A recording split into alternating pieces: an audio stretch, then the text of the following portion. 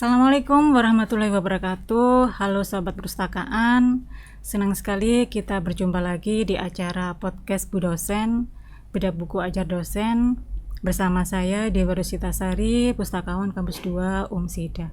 Di episode kita kali ini kita akan membahas buku ajar yang sangat menarik dan relevan dalam dunia layanan. Buku ajar ini merupakan karya dari Ibu Wiwi Sulistiawati STMT. Beliau adalah dosen pengajar di Fakultas Saintek Universitas Muhammadiyah Sidoarjo. Buku beliau yang akan kita bedah kali ini berjudul Kualitas Layanan, Teori dan Aplikasinya. Baik, langsung saja kita sapa narasumber kita kali ini. Assalamualaikum Bu Wiwi. Waalaikumsalam. Apa kabarnya Bu? Alhamdulillah baik dan sehat. Senang sekali bisa hadir di acara podcast kita. Sama-sama, Bu. Baik Bu, langsung saja. Buku ajar ini berisi tentang apa? Baik, terima kasih banyak untuk kesempatan dari perpustakaan yang diberikan kepada saya. Kenalkan, saya Wiwi Sulistiawati, dosen dari Prodi Teknik Industri Fakultas Sains dan Teknologi UMSIDA. Terkait buku ajar kualitas layanan itu adalah buku yang berisi terkait bagaimana kita memberikan sebuah kualitas layanan berdasarkan beberapa variabel dan dimensinya. Di sini juga bisa mengukur gap, bagaimana gap itu diukur, apakah layanan itu memuaskan apa tidak, kemudian strategi apa, kemudian metode apa yang digunakan untuk mengukur daripada kualitas layanan tersebut. Misalkan kalau kita melihat misalkan di UMSIDA layanan pelayanan mahasiswa di masing-masing fakultas, misalkan untuk pengurusan surat menyurat terkait misalkan ada mahasiswa nih mau PKL, berarti ini kan mahasiswa butuh surat rekomendasi pendamping dari kampus seperti itu. Nah, bagaimana layanan diberikan? Misalkan kalau dari dimensi tangible, berarti adalah bagaimana kondisi fisik itu bukan fisiknya, tetapi mungkin kerapian dari pakaiannya, kemudian kerapian dari tempat layanannya, misalkan ada meja kursi untuk menunggu, kemudian ada tampilan sebuah informasi. Misalkan kalau mengurus surat seperti ini, prosedurnya seperti ini, syarat-syarat apa yang dibutuhkan. Nah, setidaknya mahasiswa tanpa nanya, dia sudah mendapatkan banyak informasi yang, oh ternyata kalau saya mengajukan surat untuk magang atau PKL atau untuk penelitian, beberapa syarat yang harus saya penuhi sebelum saya ke admin seperti ini. Walaupun memang kalau kita melihat di masing-masing fakultas itu sudah ada website atau web atau sebuah aplikasi yang menyarankan ketika mengurus surat ini kebutuhan dokumennya apa saja. Nah, kemudian dari sisi responsiveness, misalkan mahasiswa nanya, Bapak bagaimana surat saya? Nah, bagaimana merespon dari tim layanan itu dalam menjawab pertanyaan mahasiswa, atau misalkan mahasiswa ada kendala, bagaimana empati seorang tenaga pelayanan itu ketika mendengarkan keluhan dari mahasiswa, seperti itu Bu Dewi. Jadi nanti di buku itu selain bagaimana kita mengidentifikasi indikator di masing-masing dimensi, itu juga ada bagaimana kita mengukurnya, ada rumusnya, kemudian bagaimana kita ketika gapnya negatifnya terlalu tinggi, apa yang dilakukan, kemudian kita juga mengenalkan metodenya, ada metode Zirkwall, kemudian PDSK itu untuk distribusi, layanan distribusi itu ada dimensi-dimensi yang berbeda seperti itu. Lalu target pembaca dari buku ajarnya dengan ini siapa saja Bu? Oke, kalau kita melihat target sasaran ketika buku ajar ini sebenarnya bisa dipakai untuk umum selain mahasiswa, kemudian pelaku usaha yang baik jasa maupun manufaktur itu juga bisa menggunakan buku ini. Para dosen, peneliti itu juga bisa menggunakan buku ini. Salah satunya adalah ketika seorang mahasiswa mau melakukan riset untuk skripsinya, misalkan salah satu tema yang diambil adalah analisa kualitas layanan terhadap layanan apa gitu ya. Nah, dengan buku ini mahasiswa dituntun untuk bisa memahami dengan baik ketika salah satunya adalah sebelum mengetahui indikator layanannya apa, itu bisa menggambarkan moment of truth-nya. Moment of truth itu adalah misalkan kalau saya mau melihat layanan Suryamat, mulai mahasiswa mau beli sampai mahasiswa keluar setelah dilayani itu bisa ada indikator-indikator. Misalkan masa masuk, berarti indikator apa yang dilihat?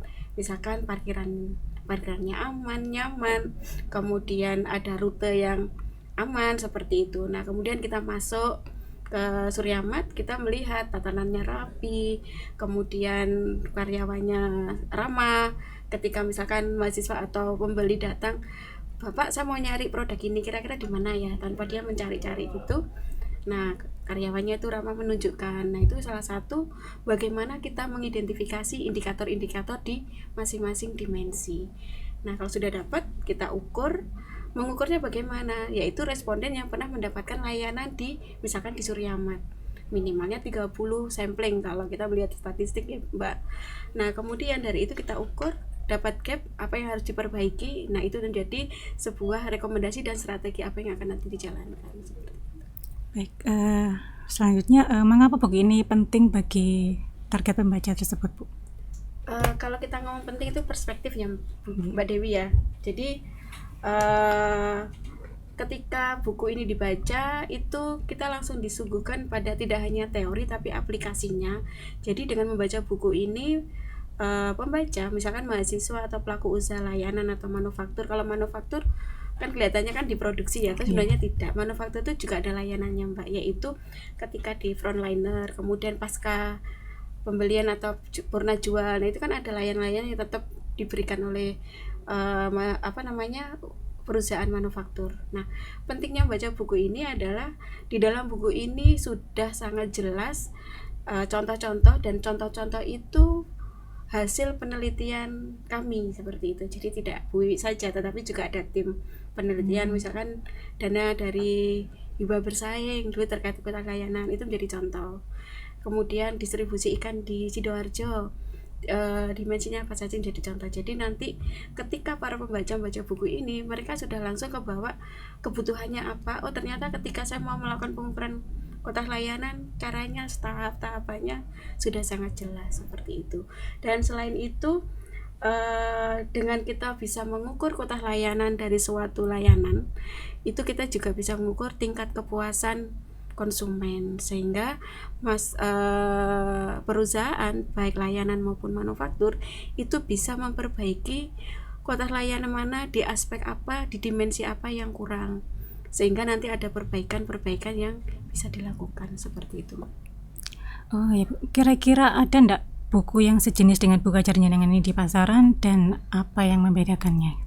Sebenarnya masih banyak, Mbak ya, karena buku ajar yang saya susun pun itu juga ada beberapa referensi utama. Salah satunya referensi dari Parasuraman Zetemel Berry, itu adalah induknya buku kotak layanan. Kemudian ada Ciptono Fandi, nah seperti itu. Terus kemudian ada juga dari Philip Kotler dan lain sebagainya. Nah, di dalam buku itu memang lebih banyak kepada dasar teorinya. Walaupun memang ada studi kasusnya, tetapi beda dengan di buku ajar yang saya susun itu adalah, di buku ajar saya susun itu untuk, tadi kan judulnya adalah teori dan aplikasinya. Aplikasinya itu dari berbagai industri dan layanan. Misalkan ada dari distribusi perikanan yang diterapkan oleh Dinas Perikanan Sidoarjo, kemudian ada kasus di SMA Muhammadiyah 2 Sidoarjo ini, kemudian ada yang dari Umsida juga, kemudian ada juga yang dari rumah sakit dan lain sebagainya. Nah, monggo bisa dibaca di situ, sehingga nanti misalkan mahasiswa ngoten nggih, Mbak, mau mengambil skrip terkait layanan di pelayanan publik, dan sudah ada referensi sebagai dasar rujukan ketika mereka akan mengidentifikasi atribut di masing-masing dimensi, seperti itu. Oke, selanjutnya apa yang menarik dari buku ajar jenengan ini yang perlu diketahui oleh pembaca, Ibu? Kalau menarik itu juga yang kita suguhkan, mungkin cara kita menyampaikan kontennya ya, Mbak Dewi ya. Jadi hal yang menarik adalah di dalam buku ajar itu penjelasannya di masing-masing tahapan itu sangat jelas. Misalkan ketika kita melakukan penelitian terkait kualitas layanan, yang pertama dilakukan adalah menggambarkan moment of truth-nya dulu. Moment of truth itu adalah sebuah bisnis proses, di mana di masing-masing tahapan bisnis proses itu menggambarkan kualitas layanan yang diberikan oleh provider atau perusahaan terkait, mulai dari konsumen masuk, proses diberikan layanan sampai konsumen itu selesai mendapatkan pelayanan. Itu sangat runut sekali.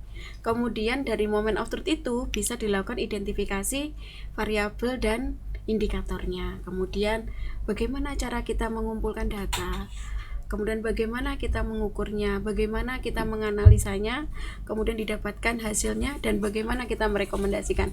Itu yang ada di buku kualitas layanan yang kami susun seperti itu. Selain itu menggunakan bahasa akademik yang mudah dipahami.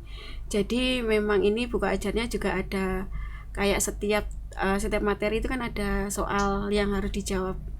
Setidaknya merecall ulang apa yang sudah dipelajari itu dipahami dengan baik, walaupun nanti di bab setelahnya ada aplikasi-aplikasi pengukuran kualitas layanan di masing-masing sektor seperti itu, Bu Dewi. Kemudian di dalam buku ini juga membahas langsung antara bagaimana kita mengukur kualitas layanan, kemudian bagaimana kita memperbaiki, misalkan terjadi ketidakpuasan yang ditunjukkan dari indikatornya, misalkan nilai gapnya tertinggi, negatif tertinggi, berarti ada gap antara ekspektasi dengan harapan konsumen itu kan sangat berbeda. Misalkan Mbak Dewi ini kalau mau beli laptop yang dilihat dari apanya Mbak? Atau beli HP, indikator penting speknya. Kemudian speknya kan dipelajari. Misalkan HP-nya mau yang iPhone, saya mau iPhone karena ini.